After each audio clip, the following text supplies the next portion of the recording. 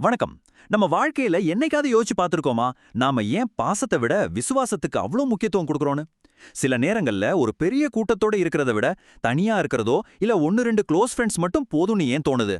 இது வீக்னஸ் இல்ல, இது நம்ம மூளையோட ஒரு சூப்பரான பாதுகாப்பு திட்டம். அத பத்தி தான் நாம இன்னைக்கு டீடைலா பார்க்க போறோம். நம்மள பல பேர் இந்த கேள்வியை கேட்டிருப்போம் இல்லையா? ஃப்ரெண்ட்ஸோட வெளியில சுத்தாம வீட்ல ஒரு புக்க படிச்சுக்கிட்டு இல்ல ஒரு படம் பார்த்துக்கிட்டு அமைதியா இருக்கலாம்னு ஆசைப்பட்டா போதும், உடனே நமக்கு ஆன்டி சோஷியல்னு ஒரு பட்டம் கட்டிடுவாங்க. ஆனா நிஜமாவே இது ஒரு குறையா? ஆமாங்க. விஷயம் என்னன்னா, இது உங்களோட சோஷியல் ஸ்கில்ஸ்ல இருக்கிற பிரச்சனை கிடையாது. இதுக்கு பின்னாடி ஒரு ஆழமான சைக்கலாஜிக்கல் காரணம் இருக்கு. உங்க மூளையே ஒரு செக்யூரிட்டி கார்டு மாதிரி உங்கள எமோஷனல் காயங்கள்ல இருந்து காப்பாத்த ஒரு தந்திரமான பிளான் போடுது. அது என்ன பிளான்னு இப்ப பார்க்கலாம் வாங்க. சரி, முதல் பகுதி அமைதியை விரும்புதல். இந்த குணம் பார்க்கறதுக்கு எப்படி இருக்கும்? பொதுவா 2 டைப் ஆஃப் சோஷியல் அப்ரோச் இருக்கு.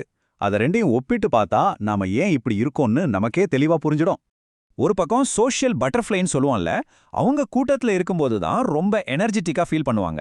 ஆனா இன்னொரு பக்கம் நாம இன்னைக்கு பேசுற இந்த செலக்டிவ் லோனர்ஸ், இவங்களுக்கு 1 2 ஆழமான உறவுகள் இருந்தா போதும், அதிலேயே முழு திருப்தி அடைஞ்சிடுவாங்க.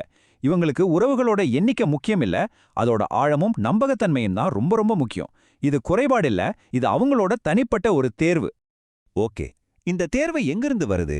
இது பிறக்கும்போதே வர்ற குணமா? இல்லவே இல்ல. பல சமயங்கள்ல இது நம்ம கடந்த காலத்துல நடந்த சில மோசமான அனுபவங்களோட எதிரொலி. குறிப்பா நம்பிக்கை உடைஞ்சு போன அந்த தருணங்கள்ல இருந்து உருவாகிற ஒரு பாதுகாப்பு கவசம் தான் இது. இந்த மேற்கோள் எவ்வளவு உண்மை பாருங்க. எதிரிங்க கிட்ட இருந்து நாம ஒரு தாக்குதலை எதிர்பார்த்து ரெடியா இருப்போம். ஆனா நாம நம்ம ஜோனுன்னு நினைச்ச ஒருத்தர் நம்ம நம்பிக்கையை உடைக்கும்போது அதோட வலி ரொம்ப ரொம்ப ஆழமா இருக்கும். அது நம்ம மனசுல ஒரு ஆறாத வடுவை விட்டுட்டு போயிடும். இந்த எமோஷனல் பயணத்தை கொஞ்சம் பாருங்களேன். முதல்ல நம்ம மனசுல எந்த கலங்கமும் இல்லாம எல்லாரையும் நம்புவோம். அப்புறம் வாழ்க்கையில ஒரு பெரிய துரோகம் இல்ல ஏமாற்றம் நடக்குது. அந்த ஒரு நொடியில நம்ம மூளை ஒரு ஆணித்தரமான முடிவு எடுக்குது. போதுடா சாமி, இனிமே இந்த மாதிரி ஒரு வழியை நான் அனுபவிக்கவே மாட்டேன். அந்த முடிவு தான் நம்மளோட சோஷியல் லைஃபையே தலைகீழா மாத்தி போடுது. இப்போ வெறும் இமோஷனல் காரணத்தை விட்டுட்டு நம்ம மூளைக்குள்ள பயாலஜிக்கலா என்ன நடக்குதுன்னு பார்க்கலாம் வாங்க. இது வெறும் ஃபீலிங் மட்டும் இல்ல, இது ஒரு நியூரல் ரீவயரிங். இது ரொம்பவே ஒரு சுவாரஸ்யமான விஷயம். நம்ம மூளையோட நம்பர் 1 வேலை நம்மள உயிரோட பாதுகாப்பா வச்சுக்கிறது தான். அதுக்கு ஒரு நம்பிக்கை துரோகங்கிறது ஒரு பாம்பு நம்மள துரத்துறதுக்கு சமமான ஒரு ஆபத்து. அதனால எதிர்காலத்துல இந்த மாதிரி ஆபத்து வராம தடுக்க அது தன்னோட ரூல்ஸையே மாத்தி எழுதிருது. இந்த அட்டவணை அந்த புது ரூல்ஸ ரொம்ப தெளிவா வளர்க்குது. பாருங்க, பாசத்தை தேடி போனா கிடைக்கிற சந்தோஷம் அதிகமா இருக்கலாம், ஆனா அதுல அடிபடுறதுக்கான ரிஸ்க் ரொம்ப ரொம்ப அதிகம். ஆனா விசுவாசத்தை எதிர்பார்த்தா ரிவார்டு கொஞ்சம் நார்மலா இருந்தாலும் ரிஸ்க் கிட்டத்தட்ட 0. நம்ம மூளை ஒரு ஸ்மார்ட் இன்வெஸ்டர் மாதிரி ரிஸ்க் கம்மியா இருக்கிற சேஃபான ஆப்ஷனை தான் செலக்ட் பண்ணும். நம்ம மூளையோட இந்த புது சேஃப்டி சிஸ்டத்தால நம்ம உறவுகள்ல இருக்கிற முன்னுரிமைகள் எல்லாமே மாறிடுது. நாம தேடுற விஷயங்களே வேறையா இருக்கு. எப்படி பாசத்தை விட விசுவாசம் முக்கியமாகுதுன்னு பார்க்கலாம். பாசம், இது கேட்கவே நல்லா இருக்கும். ரொம்ப தீவிரமா, எக்ஸைட்டிங்கா, ஜாலியா இருக்கும். ஆனா அதுல ஒரு கேரண்டி இல்ல. இன்னைக்கு இருக்கிற அந்த உற்சாகம் நாளைக்கு இருக்குமான்னு சொல்ல முடியாது.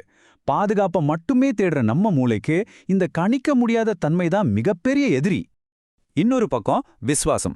இதுல பெரிய எமோஷனல் ஏற்ற இறக்கங்கள் இருக்காது. ஆனா இதுல நிலைத்தன்மை இருக்கு, நம்பகத்தன்மை இருக்கு.